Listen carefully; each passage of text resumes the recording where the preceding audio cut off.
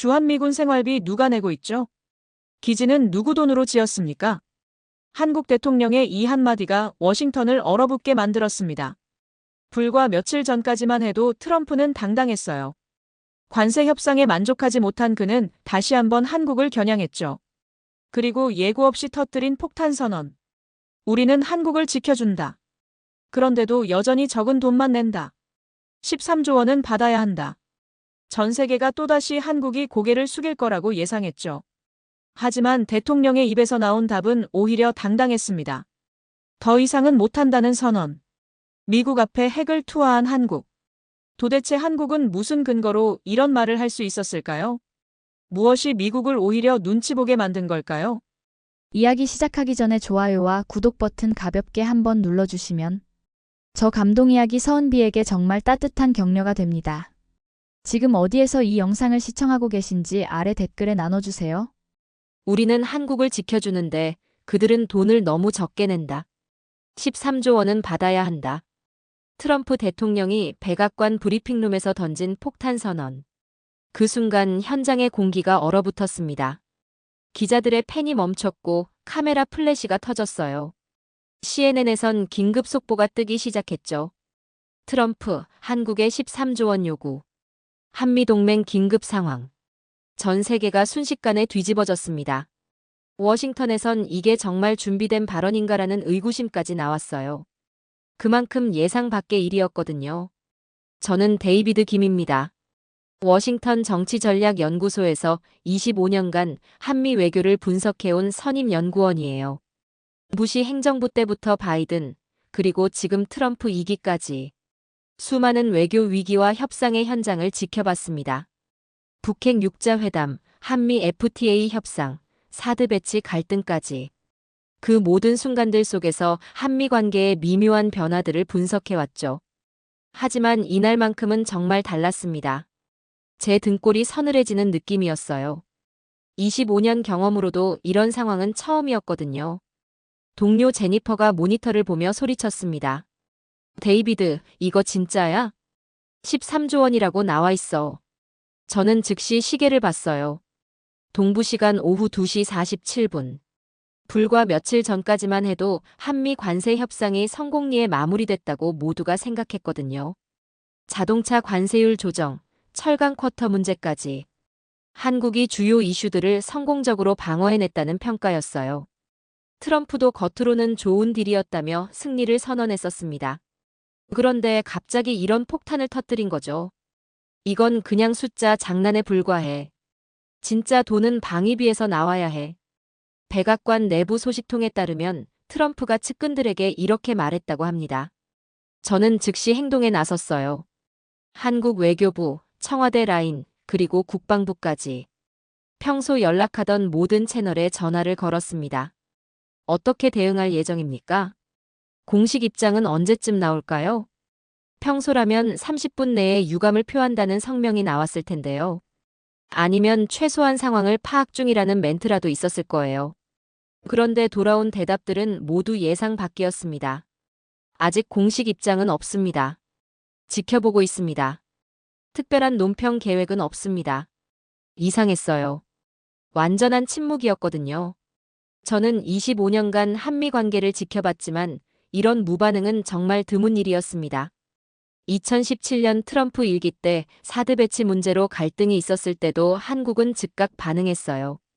2019년 방위비 분담금 협상이 난항을 겪을 때도 마찬가지였죠. 항상 뭔가 입장을 표명했거든요. 다음 날 트럼프는 더욱 구체적으로 압박했습니다. 그들은 우리가 없으면 아무것도 못한다. SMA도 다시 논의해야 할 시점이다.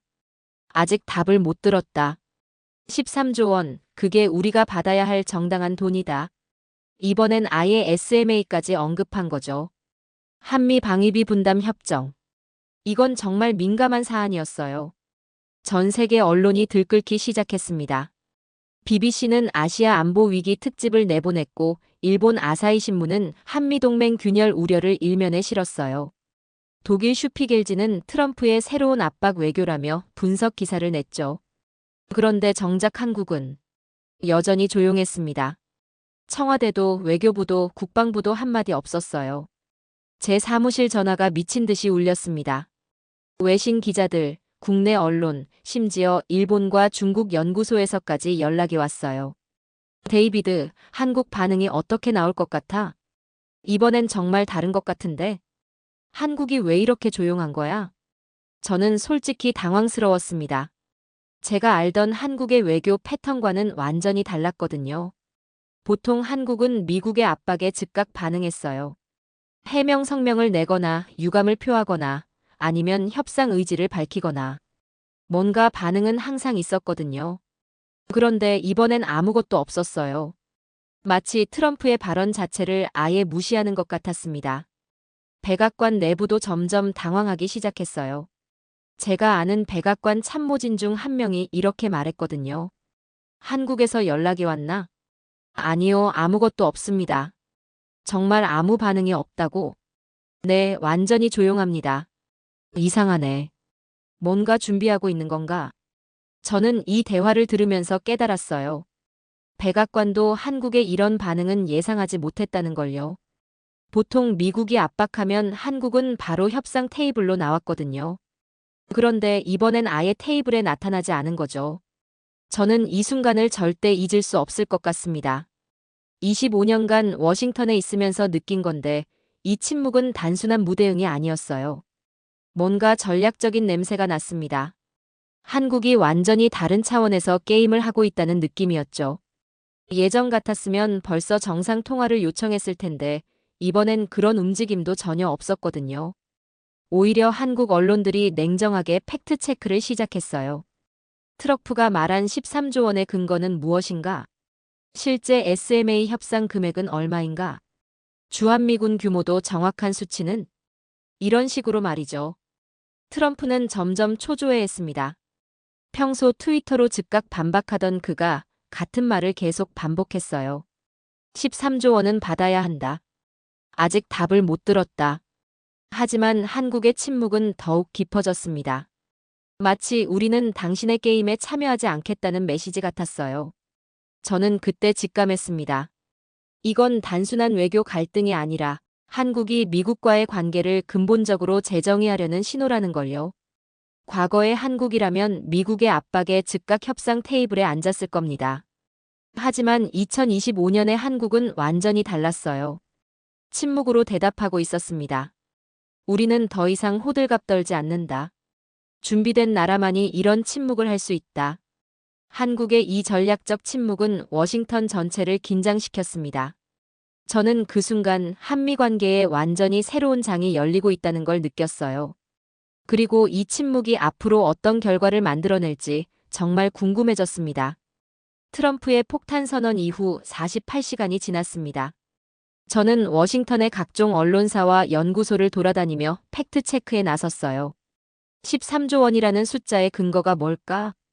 실제 SMA 협상 금액은 얼마지? 25년간 이 일을 해온 경험으로는 뭔가 숫자가 맞지 않는다는 느낌이 들었거든요. 첫 번째 발견은 충격적이었습니다. 국방부 공개 자료를 뒤져보니 2021년 체결된 SMA 협정의 실제 금액이 나왔어요.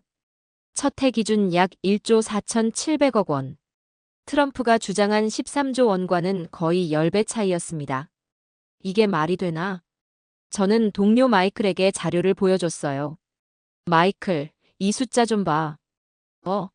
이거 진짜야? 13조가 아니라 1조 4천억이라고? 맞아. 공식 문서에 다 나와 있어. 마이클은 고개를 저었습니다.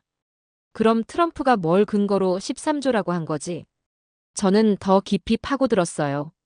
국방부, 국무부, 백악관 예산실까지 모든 공개 자료를 샅샅이 뒤졌습니다. 그 결과 놀라운 사실이 드러났어요. 13조 원이라는 숫자는 그 어디에도 없었습니다. 심지어 트럼프 일기 때 요구했던 최대 금액도 5조 원 수준이었거든요. 이건 그냥 희망사항이었구나. 저는 혼잣말로 중얼거렸어요. 두 번째 발견은 더욱 당황스러웠습니다. 트럼프가 주장한 주한미군 병력 수도 틀렸어요. 우리는 4만 5천 명을 주둔시키고 있다.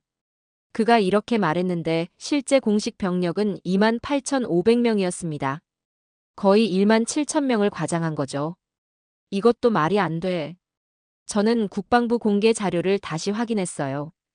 2018년부터 2024년까지 주한미군 병력은 계속 2만 8,500명 수준을 유지해왔습니다. 4만 5천 명이라는 숫자는 1990년대 수준이었어요.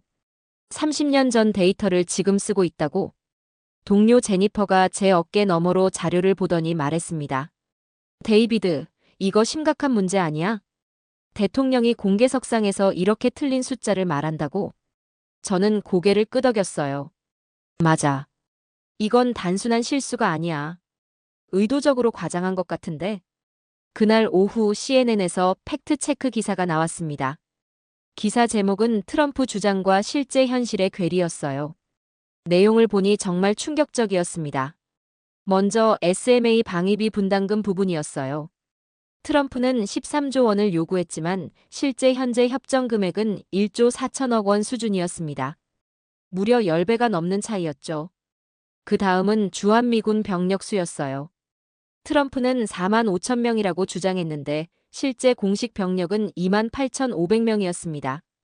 거의 2만 명 가까이 과장한 셈이었어요. 기사는 이렇게 마무리됐습니다. 대통령의 공개 발언과 실제 데이터 간의 심각한 불일치가 확인됐다. 이 기사가 나간 후 미국 내 여론이 요동치기 시작했어요. 저는 그날 밤 한국 뉴스를 확인해 봤습니다. 놀라운 일이 벌어지고 있었어요. 한국 언론들이 일제히 팩트체크에 나선 거죠. 트럼프 13조 원 주장, 실제와 10배 차이. 주한미군 수도 과장. 정확한 숫자는 2만 8천 명. 근거 없는 요구에 침묵으로 답한 정부. 더 놀라운 건 국민들의 반응이었습니다. 과거 같았으면 미국이 화를 낼까봐 걱정부터 했을 텐데요. 이번엔 완전히 달랐어요. 온라인 댓글들을 보니 이런 반응들이었습니다. 숫자도 틀렸는데 뭘 협상해? 팩트부터 맞추고 와라. 우리가 호구인 줄 아나? 저는 정말 놀랐어요. 한국 국민들이 감정적으로 반발하는 게 아니라 데이터를 근거로 판단하고 있었거든요. 이제 국민들도 속지 않는구나. 제가 아는 한국계 교포 친구 스티브에게 전화를 걸었습니다. 스티브, 한국 여론이 어떤 것 같아? 데이비드, 정말 놀라워. 뭐가? 우리 부모님 세대가 이렇게 냉정하게 분석하는 거 처음 봐. 어떤 식으로? 그냥 감정적으로 화내는 게 아니라 숫자 들고 와서 따지고 있어. 진짜? 응. 아버지가 어제 나한테 전화해서 그러더라고. 트럼프가 말하는 숫자들이 다 틀렸다고. SMA도 주한미군 수도 다 과장됐다고. 저는 스티브의 말을 듣고 감탄했습니다.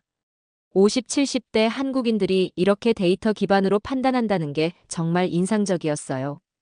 다음 날, 더욱 구체적인 분석들이 쏟아져 나왔습니다. 한국국방연구원에서 발표한 자료였어요. 미국의 주한미군 관련 주장 팩트체크. 이 보고서는 정말 상세했습니다. 1. SMA 역대 협상 금액 추이. 2. 주한미군 병력 변화 과정. 3. 한국의 실질적 방위비 기여도. 특히 세 번째 항목이 충격적이었어요. 한국이 실제로 기여하는 방위비는 SMA 금액보다 훨씬 많았거든요. 평택기지 건설비 16조 원 중 93%를 한국이 부담했다는 내용이 나와 있었습니다.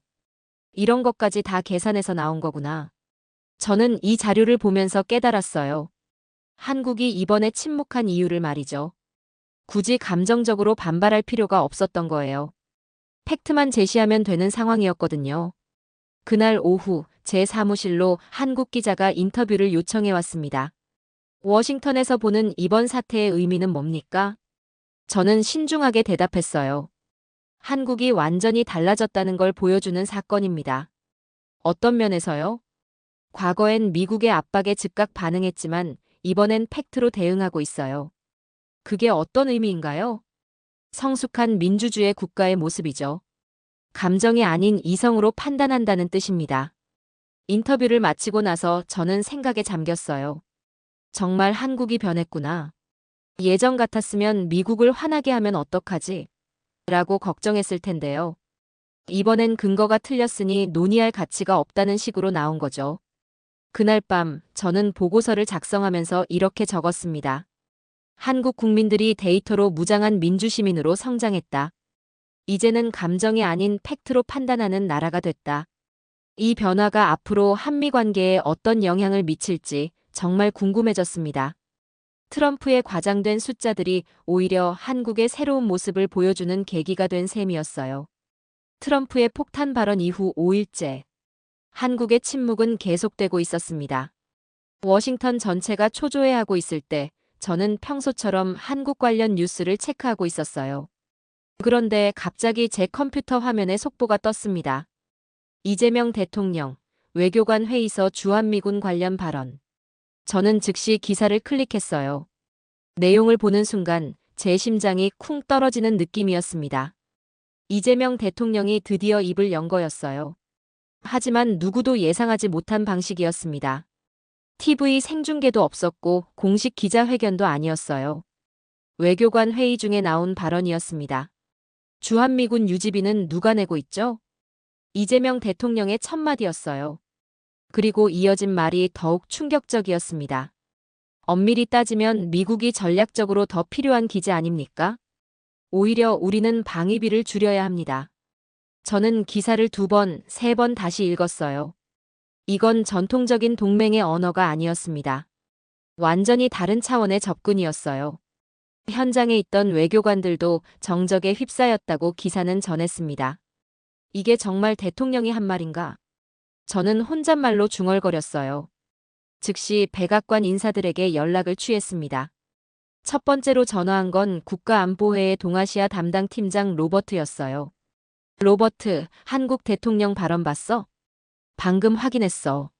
이거 진짜야? 기사로는 그래. 어떻게 생각해? 솔직히 말해서 당황스러워. 예상한 반응이 아니었다는 뜻이지? 맞아. 우리는 협상 요청이나 해명을 기대했거든. 로버트의 목소리에서 당혹감이 느껴졌습니다. 두 번째로 연락한 건 국무부 한국과 담당 제시카였어요. 제시카, 한국 상황 어떻게 보고 있어? 완전히 예상 밖이야, 데이비드. 어떤 면에서? 그들이 근본적인 질문을 던지고 있어. 구체적으로, 돈의 문제가 아니라 구조 자체를 문제 삼고 있다고. 제시카의 분석은 정확했습니다. 한국이 이번에 꺼낸 카드는 완전히 다른 게임의 룰이었어요. 트럼프는 단순히 돈을 더 내라고 요구했습니다. 하지만 한국은 왜 우리가 더 내야 하는가? 라고 반문한 거죠. 저는 이재명 대통령의 발언을 다시 분석해봤어요. 주한미군 유지비는 누가 내고 있죠? 이 질문의 함의는 상당했습니다. 실제로 한국이 주한미군 관련 비용의 대부분을 부담하고 있거든요. 평택기지만 봐도 그래요. 총 16조 원의 건설비 중 93%인 약 14조 8천억 원을 한국이 냈습니다. 기지 내 한국인 직원 급여, 전기료, 수도료까지. 거의 모든 운영비를 한국이 부담하고 있어요. 심지어 미국은 기지 사용료도 내지 않습니다. 엄밀히 따지면 미국이 전략적으로 더 필요한 기지 아닙니까? 두 번째 질문은 더욱 날카로웠어요. 주한미군은 단순히 한국 방어만을 위한 게 아니거든요. 미국의 인도태평양 전략에서 핵심적인 역할을 하는 기지입니다. 중국 견제, 일본과의 연계 작전, 동남아시아 투사 능력까지. 모든 게 주한미군 기지를 통해 이루어지고 있어요. 오히려 우리는 방위비를 줄여야 합니다. 마지막 발언은 정말 파격적이었습니다. 이건 완전한 패러다임의 전환이었어요. 기존에는 미국이 요구하니까 더 내야 한다는 식이었다면 이번엔 우리가 너무 많이 내고 있으니 줄여야 한다는 논리였죠. 그날 저녁 저는 한국 관련 전문가들과 화상회의를 가졌습니다. 참석자는 스탠포드 대학의 김태우 교수, 브루킹스 연구소의 박민희 선임연구원, 그리고 조지타운 대학의 이성호 교수였어요. 여러분, 이번 이재명 대통령 발언 어떻게 보세요? 김태우 교수가 먼저 입을 열었습니다. 정말 놀라운 변화예요. 어떤 면에서요? 한국이 이제 수동적 파트너가 아니라 능동적 파트너로 나서고 있다는 거죠. 박민희 선임연구원도 동의했어요. 맞습니다. 과거엔 미국의 요구에 어떻게 대응할지만 고민했다면 이번엔 아예 게임의 룰을 바꾸려고 하고 있어요. 이성호 교수의 분석은 더욱 구체적이었습니다. 실제 데이터를 보면 한국의 주장이 합리적이에요. 어떤 데이터요? 한국이 주한미군 관련해서 부담하는 실질적 비용을 계산해보면 연간 5조 원이 넘어요. 5조 원이요? 네. SMA 분담금 1조 4천억 원은 빙산의 일각이죠. 기지 건설비, 운영비, 인건비까지 모두 합치면 그 정도가 나와요. 저는 이 대화를 들으면서 깨달았어요. 한국이 이번에 침묵한 이유를 말이죠. 굳이 감정적으로 반발할 필요가 없었던 거예요. 팩트만 제시하면 충분한 상황이었거든요. 다음 날, 미국 내 반응이 나오기 시작했습니다. 워싱턴 포스트는 사설에서 이렇게 썼어요. 한국의 질문은 정당하다. 주한미군이 누구를 위한 것인지 다시 생각해 볼 때다. 뉴욕타임스도 비슷한 논조였습니다. 동맹은 일방적 요구가 아닌 상호 이익을 기반으로 해야 한다. 심지어 보수 성향의 월스트리트 저널조차도 이렇게 평가했어요. 한국의 전략적 사고는 인상적이다. 가장 놀라운 건 미국 국방부 내부의 반응이었습니다. 제가 아는 국방부 고위 관계자가 비공개로 이런 말을 했거든요. 솔직히 말해서 주한미군은 우리에게도 필수예요. 중국 견제, 동맹국 연계, 지역 안정까지. 한국 없이는 인도태평양 전략 자체가 불가능하죠. 이 말을 듣고 저는 확신했습니다. 한국이 이번에 정말 똑똑한 수를 둔 거라고요. 감정적으로 반발하는 대신 냉정하게 현실을 직시하게 만든 거였어요. 트럼프는 돈을 요구했습니다. 하지만 돌아온 건 근본적인 질문과 전략적 비판이었어요. 이제는 우리가 질문하는 위치에 서 있다. 강대국에 반박하는 자존의 외교를 하고 있다. 저는 그날 밤 보고서를 작성하면서 이렇게 적었습니다. 한국이 동맹의 패러다임을 바꾸고 있다. 수직적 관계에서 수평적 관계로의 전환이 시작됐다. 이재명 대통령의 한마디가 한미 관계에 새로운 장을 연 것 같았어요. 이재명 대통령의 폭탄 발언 이후 이틀이 지났습니다. 워싱턴 전체가 한국의 다음 움직임을 주시하고 있었어요. 저는 그날 아침 평소처럼 한국 외교부 브리핑을 확인하고 있었습니다. 그런데 갑자기 제 휴대폰에 속보 알림이 떴어요.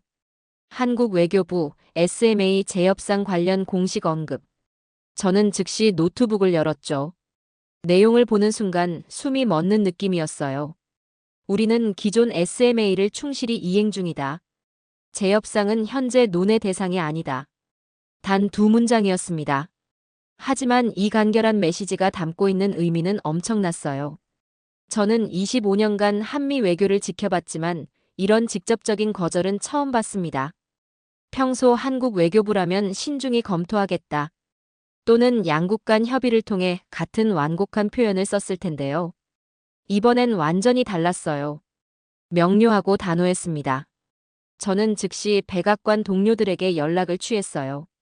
첫 번째로 전화한 건 국가안보회의 수석보좌관 마크였습니다. 마크, 한국 외교부 발표 봤어?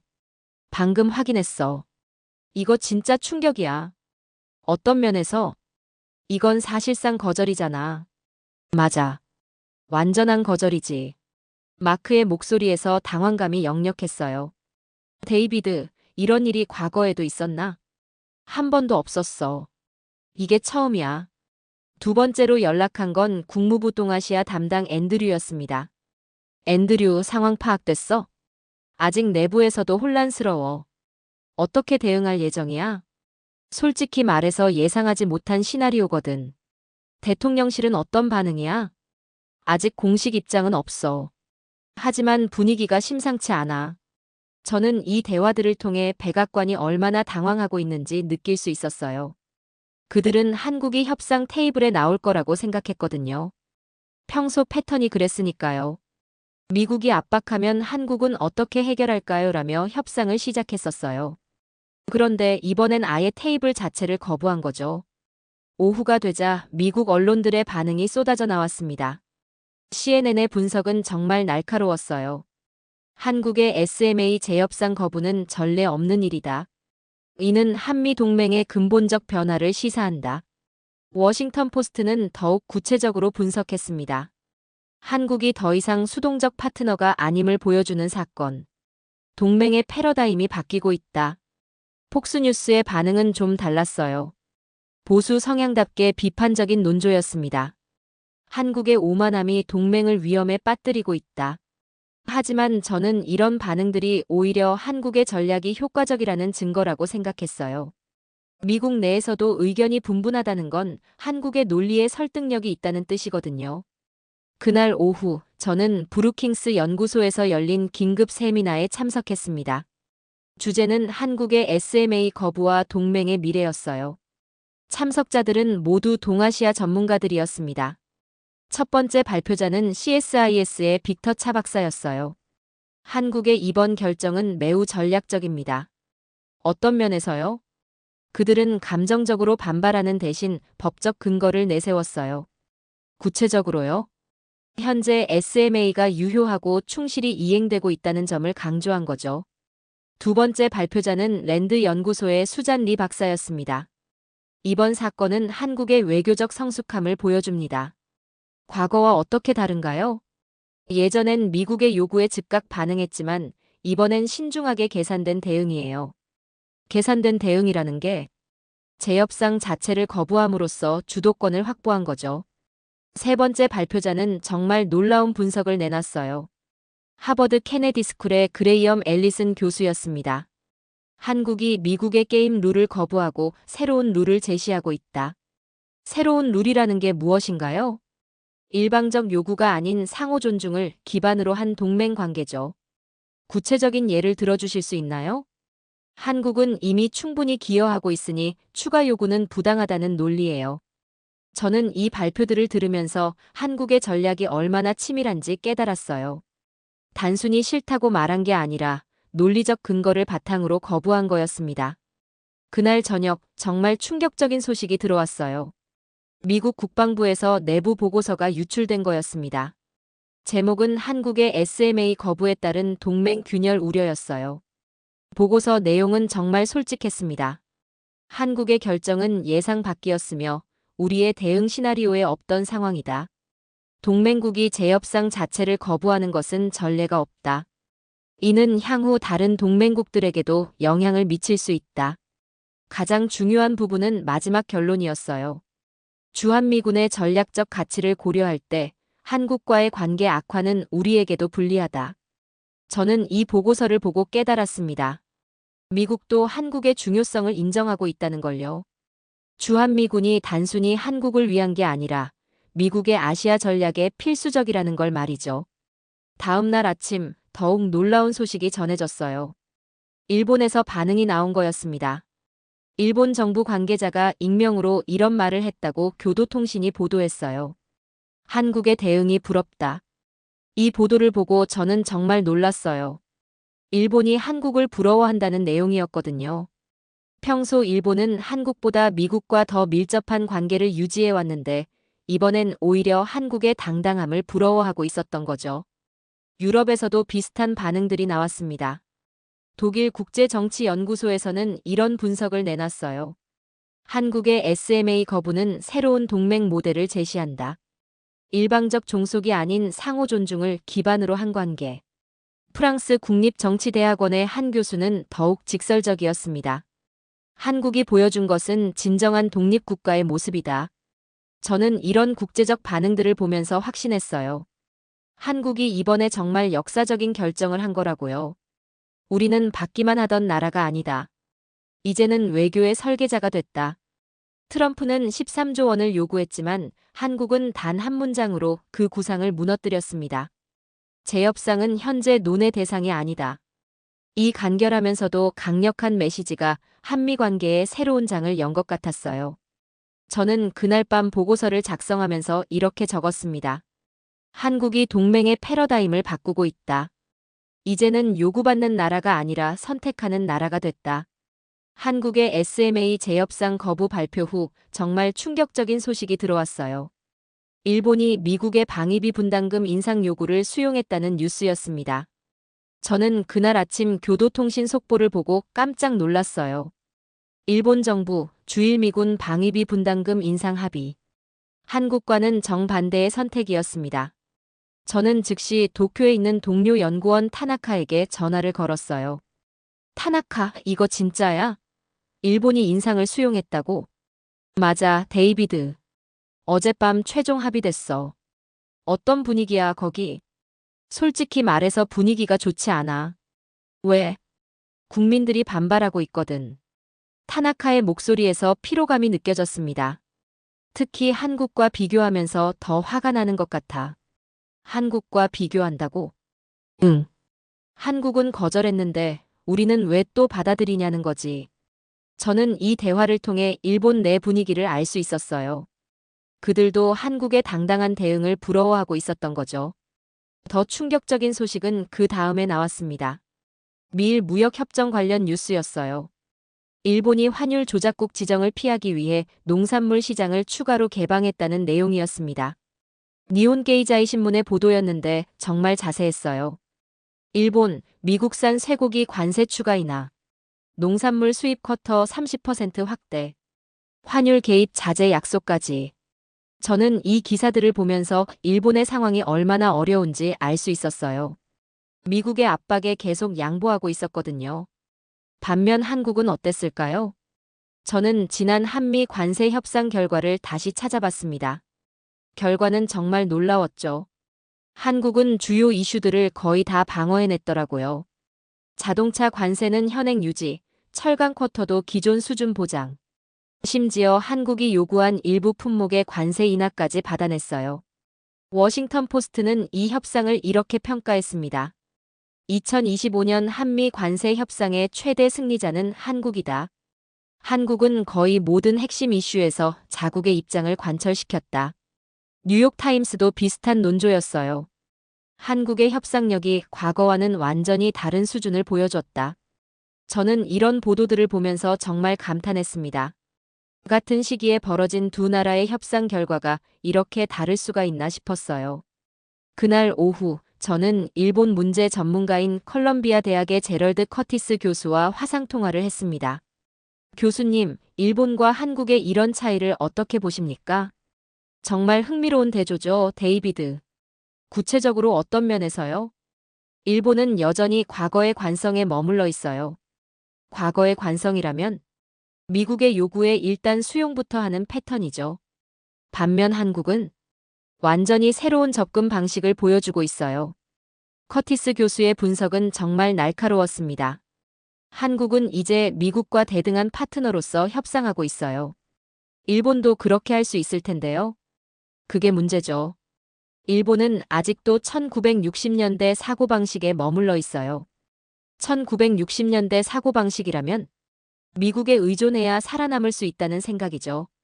하지만 지금은 상황이 다르잖아요. 맞아요. 하지만 일본 정치인들은 아직 그걸 깨닫지 못한 것 같아요. 저는 이 대화를 통해 두 나라의 근본적인 차이를 이해할 수 있었어요. 한국은 변화하는 국제 환경에 맞춰 외교 전략을 바꿨지만 일본은 여전히 과거의 틀에 갇혀 있었던 거죠. 그날 저녁 더욱 구체적인 분석 자료들이 나오기 시작했습니다. 브루킹스 연구소에서 발표한 한일 외교 비교 분석 보고서였어요. 이 보고서는 정말 상세했습니다. 최근 5년간 한국과 일본의 대미 협상 결과를 비교 분석한 내용이었거든요. 결과는 충격적이었어요. 한국의 협상 성공률 78%, 일본의 협상 성공률 34%, 거의 2배 이상의 차이였습니다. 보고서는 이런 차이의 원인을 세 가지로 분석했어요. 첫째, 전략적 사고의 차이. 한국은 장기적 관점에서 협상에 임하지만 일본은 단기적 위기 모면에 급급하다는 분석이었습니다. 둘째, 국내 여론의 영향.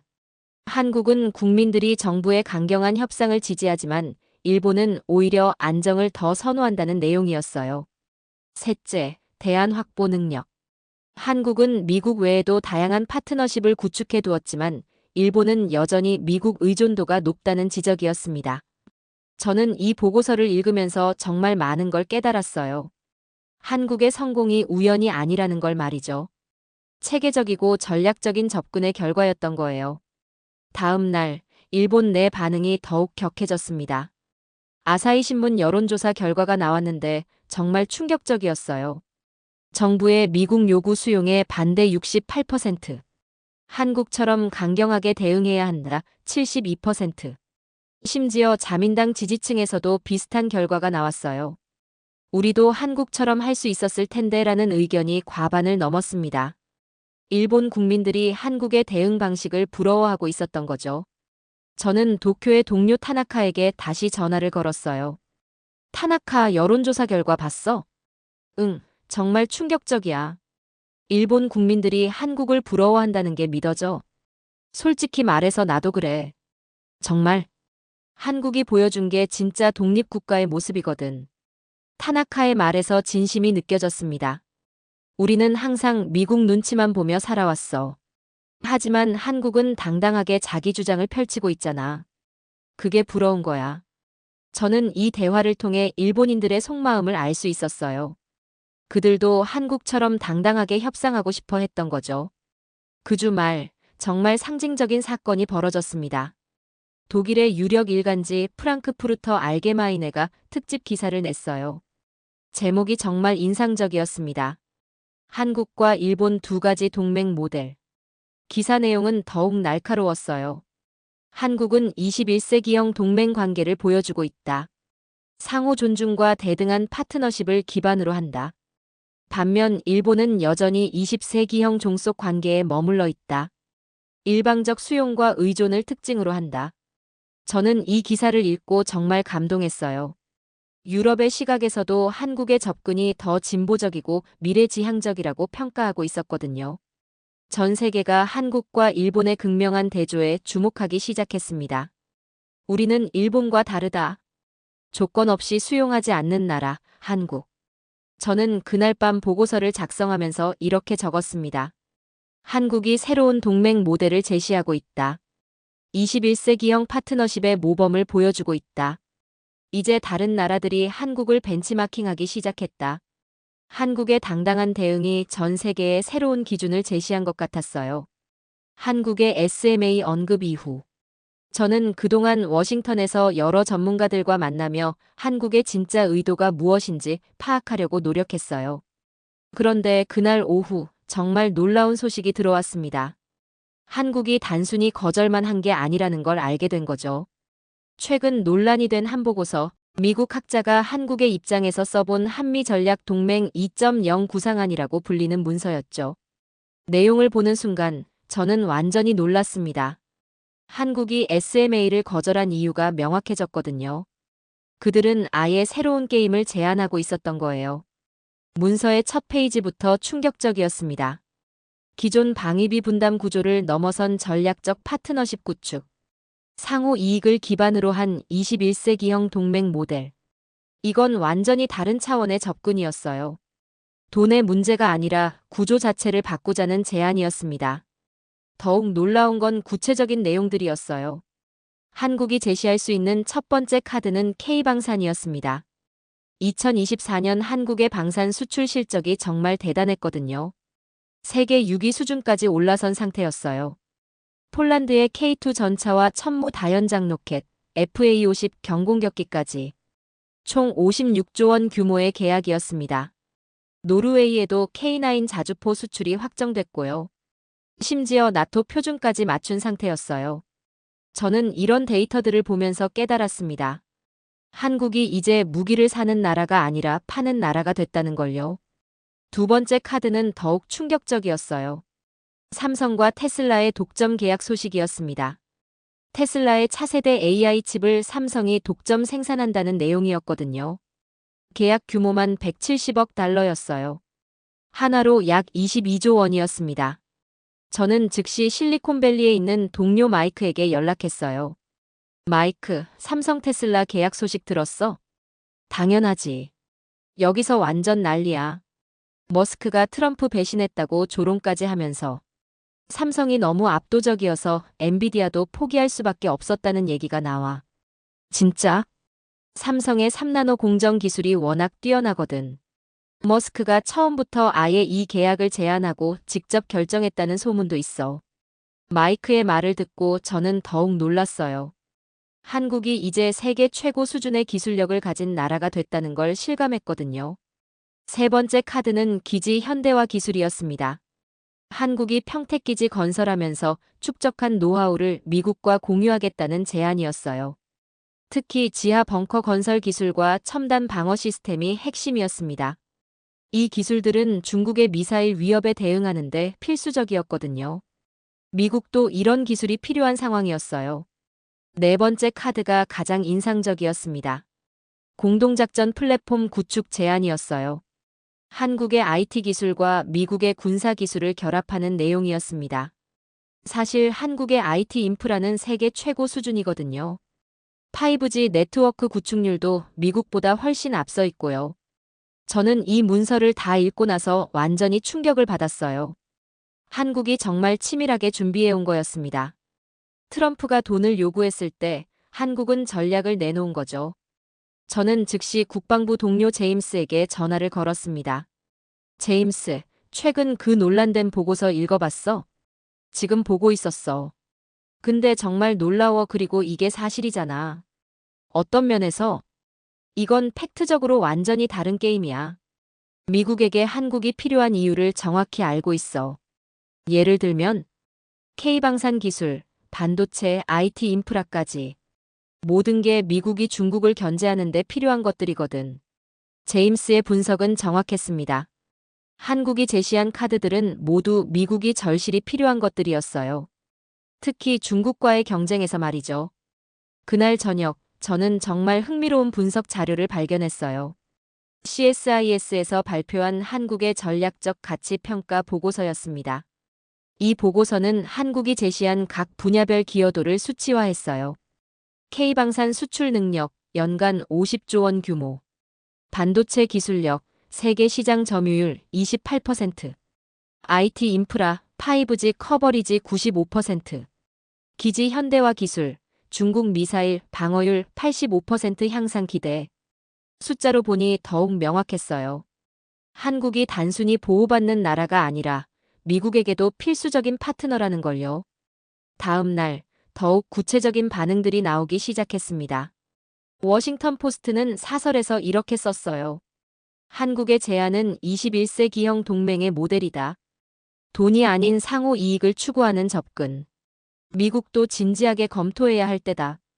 뉴욕타임스의 분석은 더욱 날카로웠습니다. 한국이 하청업체에서 전략적 파트너로 도약했다. 이는 동맹의 패러다임 변화를 의미한다. CNN에서는 전문가 토론까지 열렸어요. 존스 홉킨스 대학의 빅터 차 교수가 이렇게 말했습니다. 한국의 접근은 매우 혁신적입니다. 기존의 일방적 관계를 쌍방향으로 바꾸려는 시도죠. 스탠포드 대학의 쇼티시바람 교수도 동의했어요. 이건 방위비 협상이 아니라 한미 관계의 완전한 리셋입니다. 상호 의존을 기반으로 한 새로운 모델이에요. 저는 이런 반응들을 보면서 한국의 전략이 얼마나 효과적인지 느꼈어요.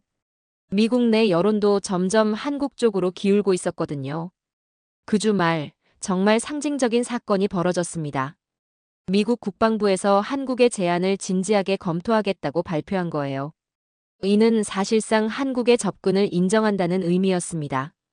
국방부 대변인이 브리핑에서 이렇게 말했어요. 한국의 제안은 매우 포괄적이고 전략적이다. 21세기 안보 환경에 적합한 내용들이 포함되어 있다. 우리는 이를 긍정적으로 검토할 예정이다.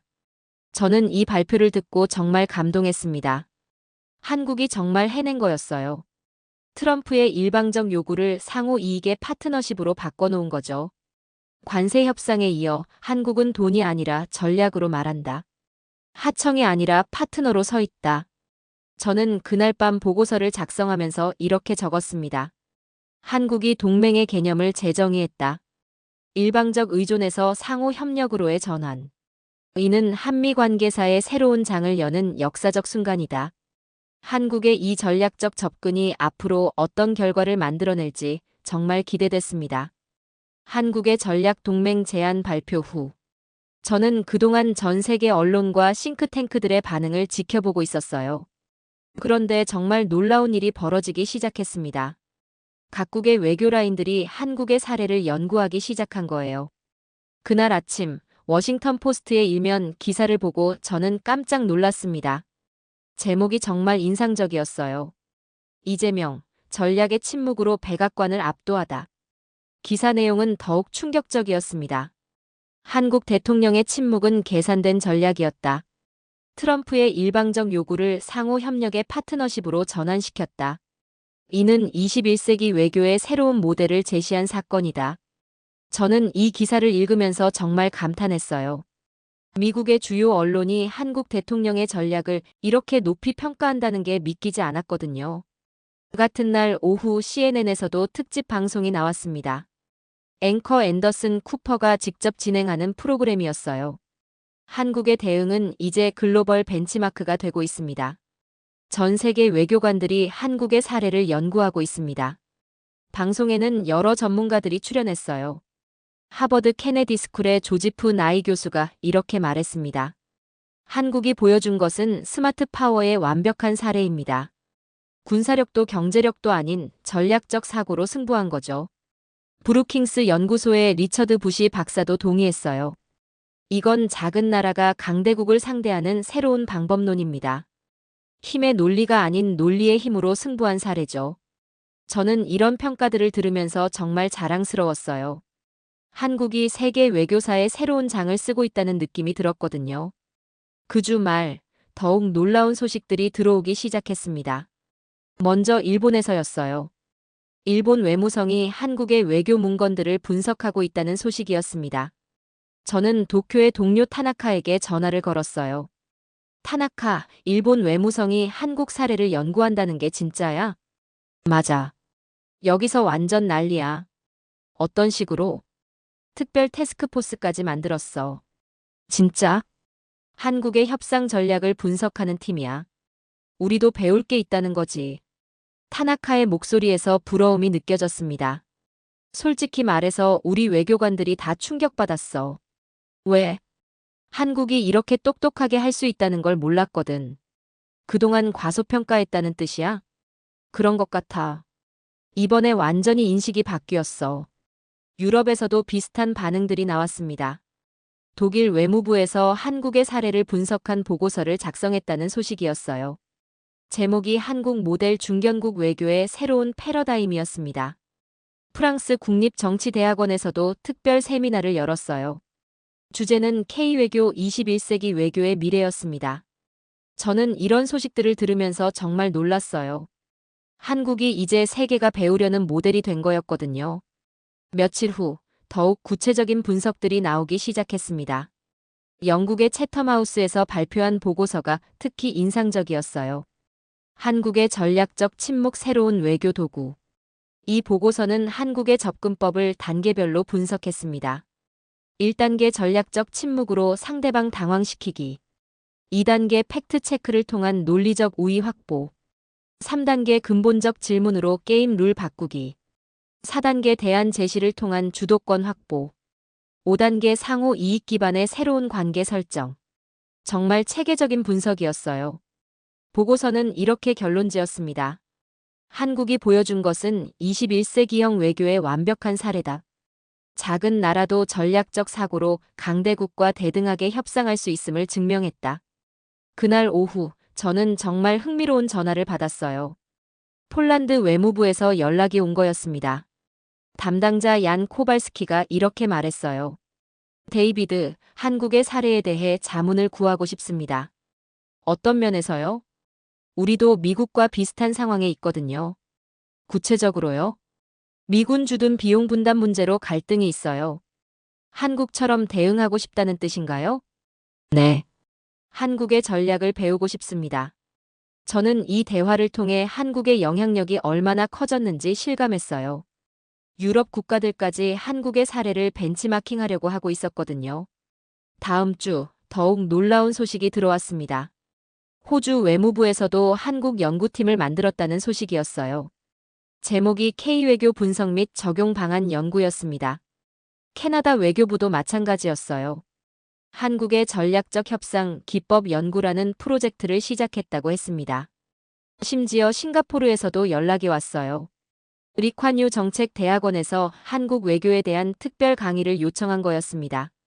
저는 이런 요청들을 받으면서 정말 감동했어요. 한국이 이제 전 세계가 배우려는 외교 강국이 된 거였거든요. 그달 말 가장 상징적인 사건이 벌어졌습니다.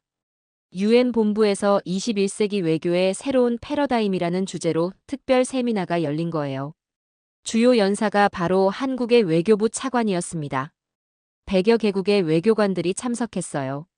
세미나 제목은 K-외교 상호 존중을 기반으로 한 전략적 파트너십이었습니다. 저도 참관했는데 정말 인상적이었어요. 각국 외교관들이 진지하게 메모를 하면서 듣고 있었거든요. 질의응답 시간에는 정말 많은 질문이 나왔습니다. 독일 대표가 이렇게 물었어요. 강대국의 압박에 어떻게 그렇게 침착하게 대응할 수 있었나요? 한국 차관의 대답이 인상적이었습니다. 준비된 나라만이 침묵할 수 있습니다. 감정이 아닌 전략으로 대응했을 뿐입니다. 프랑스 대표도 질문했어요. 한국의 성공 비결이 무엇이라고 생각하시나요? 상대방의 게임에 말려들지 않고 우리의 게임으로 바꾼 것입니다. 일방적 요구를 상호 이익으로 전환시킨 거죠. 저는 이 세미나를 보면서 정말 자랑스러웠어요. 한국이 이제 전 세계 외교관들의 교과서가 된 거였거든요. 이제는 우리가 세계의 모델이다. 교과서를 받던 나라에서 교과서를 만드는 나라로 바뀌었다. 그날 밤 저는 장문의 보고서를 작성했습니다. 제목은 한국 외교의 글로벌 임팩트였어요. 한국이 21세기 외교의 새로운 표준을 제시했다. 전 세계가 K-외교를 배우고 있다. 이는 한국 외교 사상 가장 큰 성과 중 하나다. 저는 이 순간을 절대 잊을 수 없을 것 같았어요. 한국이 정말 세계의 중심에 서 있는 모습을 직접 목격한 거였거든요. 세계는 지금 한국을 배우고 있었습니다. 한국의 SMA 재협상 거부 발표 후 석 달이 지났습니다. 저는 워싱턴에서 25년간 한미 외교를 지켜봐왔지만 이번만큼 극적인 결과를 본 적은 없었어요. 한국이 만들어낸 성과들을 하나씩 정리해보니 정말 놀라웠습니다. 이건 단순한 외교 성과가 아니라 완전한 패러다임의 전환이었거든요. 먼저 SMA 문제부터 살펴보면 한국의 전략이 완벽하게 성공했어요. 재협상 거부라는 단 한 문장으로 모든 걸 해결해낸 거였습니다. 2021년에 체결된 12차 SMA 협정이 그대로 유지됐어요. 연간 1조 4천억 원 분담금 고정, 추가 인상 요구 완전 차단. 트럼프가 그토록 원했던 13조 원은 아예 논의 대상에서 사라졌습니다. 저는 이 결과를 보고 정말 감탄했어요. 한국이 침묵으로 시작해서 완승으로 마무리한 거였거든요. 두 번째는 2025년 관세 협상 결과였습니다. 한국은 모든 핵심 품목에서 기존 조건을 완벽하게 방어해냈어요. 반도체 관세율 현행 유지, 배터리 관련 품목도 그대로. 철강과 자동차 분야까지 모든 영역에서 방어선을 지켜냈습니다. 특히 인상적이었던 건 협상 과정에서 보여준 한국의 전략적 사고였어요. 감정적 대응 대신 데이터와 논리로 맞선 거죠. 마지막으로 가장 무서운 건 미국 내부의 인식이 변화하기 시작했다는 겁니다. 워싱턴 포스트는 연일 한국의 성숙한 외교력을 칭찬했어요. 한국이 보여준 것은 21세기형 협상의 모범 사례다.